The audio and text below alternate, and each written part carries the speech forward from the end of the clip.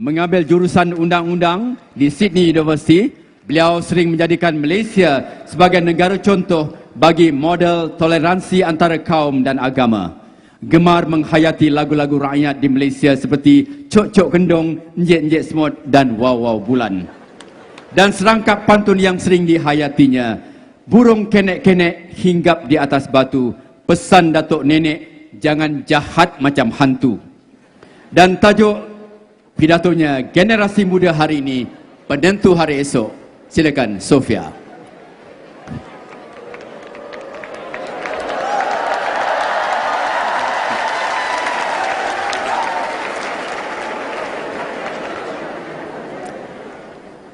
Tuan-tuan dan puan-puan yang saya hormati, moyang saya lahir di Batu Gajah. Ya, saya tahu itu sangat mengherankan, tapi benar. Dan bukan moyang saya saja yang terhubung dengan negara ini, tetapi setiap generasi sesudahnya.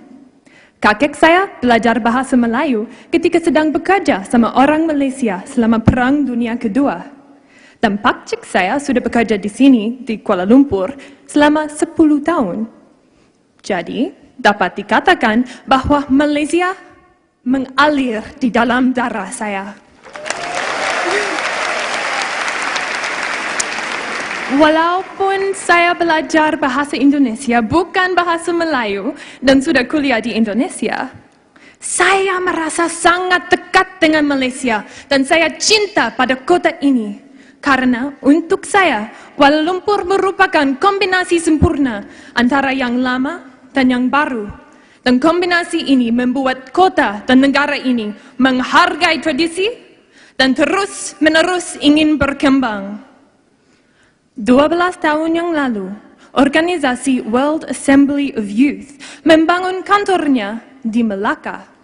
Sejak waktu itu, Malaysia ditunjuk sebagai pusat organisasinya yang diawasi PBB dan bertujuan memudahkan dan mendukung pemberdayaan, pendidikan, dan inovasi untuk kaum muda. Yang menarik adalah bahawa singkatannya WAY atau W dalam bahasa Inggris artinya cara atau jalan. Tahun yang lalu, organisasi W merayakan ulang tahun ke-62-nya dengan mengadakan konferensi di sini. Tema utamanya, Youth Rise for Peace, atau kaum muda bangkit untuk perdamaian. Slogan ini sangat sesuai, khususnya dalam kaitannya dengan kejadian di luar negeri. Sejak Januari tahun ini, dunia kita tertimpa kerusuhan dan kekacauan di Mesir, Tunisia, dan Libya. Protes massa dan kekerasan sedang digunakan sebagai alat politik untuk menciptakan perubahan sosial. 2 diktator sudah jatuh dan 2 lagi tertati-tati di tepi jurang. Tetapi apa yang dikorbankan sebagai gantinya? Di Libya, sebagai contoh, lebih dari 1.000 orang sudah meninggal. Pada waktu dulu, Malaysia juga mengalami kerusuhan. Dan oleh karena itu, Malaysia dapat mempunyai empati untuk negara lain yang sedang mengalami kerusuhan. Akan tetapi, Malaysia berdiri sebagai negara yang dapat menunjukkan kepada dunia kita cara yang lebih baik, jalan yang lebih baik, way yang lebih baik. Seperti keris yang dulu digunakan sebagai senjata dan sekarang merupakan simbol perpaduan dan perdamaian. Malaysia ingin memusatkan perhatiannya kepada masa depan dan menciptakan masyarakat di mana kaum muda bangkit untuk perdamaian. Saya menyukai slogan itu.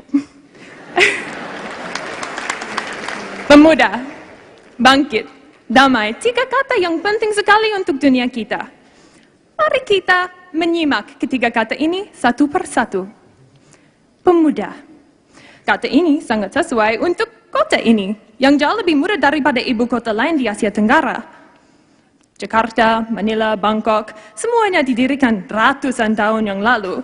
Sedangkan Kuala Lumpur baru mulai berpenduduk 150 tahun yang lalu dan hanya didirikan secara resmi pada tahun 1972.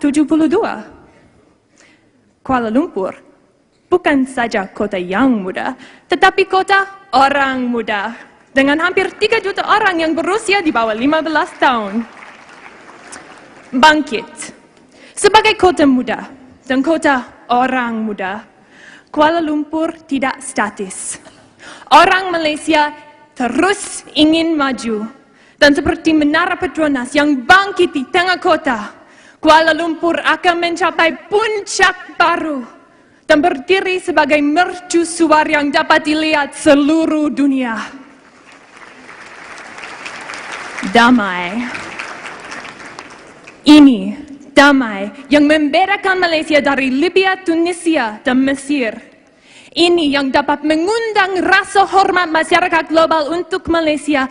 Dan ini tema utama persidangan Way, bahwa sukses yang dicapai dengan damai akan bertahan selamanya. Komunikasi adalah kunci. Bukan komunikasi seperti yang digunakan di Afrika Utara atau Timur Tengah yang mendorong kekerasan. Tetapi komunikasi secara damai untuk perkembangan. Perdamaian adalah yang penting. Kaum muda tentunya tidak tahu segalanya, tetapi apa yang mereka tahu adalah berbeda dengan generasi sebelumnya. Hanya dengan berbagi cerita dan ide-ide kita, boleh kita maju. Dulu, saya berkata bahwa setiap generasi keluarga saya terkaitan dengan Malaysia. Tetapi, bagaimana tentang generasi ini? Generasi ini tidak terkecuali. Untuk generasi ini, ada saya. Tetapi, tanpa moyang, kakek, dan pakcik saya pasti tidak mungkin berdiri di sini hari ini. Hanya dengan dukungan pendahulu kita dan keberanian kaum muda, boleh kita maju. Seperti kota Kuala Lumpur, di mana gedung batu kuno berdiri di samping gedung kaca baru. Setiap generasi harus kerjasama. Kuala Lumpur, kota yang dibangun antara yang lama dan yang baru, dapat mengajarkan banyak kepada dunia kita. Asalkan mereka ingat caranya, the way, dan ketiga katanya. Pemuda, bangkit, dan yang paling penting untuk dunia kita yang terus bermasalah, damai. Sekian, terima kasih.